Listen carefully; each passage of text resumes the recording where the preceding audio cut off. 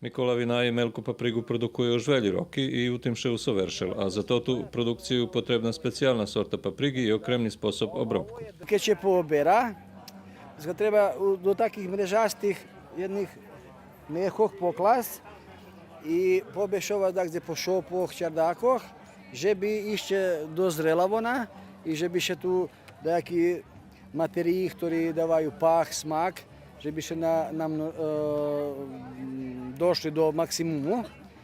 Posle toho ide na sušaru, gdje še ta paprika suši, že by še ostranjela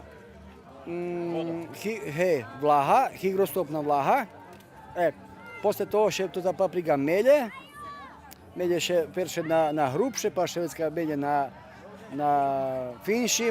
finšim ljenu i dobije še taka krasna ekstra delikates paprika.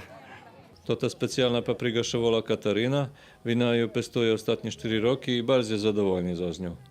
Popri tej, kotru sadzi poriadne na jednom holtu, sadzi i rohovú paprigu, jak i všetky keresturci. Toho roku ju mal na 3 holtoch, ale mal nešťastie, že ju zalapil kamenec. Ta komisija na nje precenjela škodu 55%.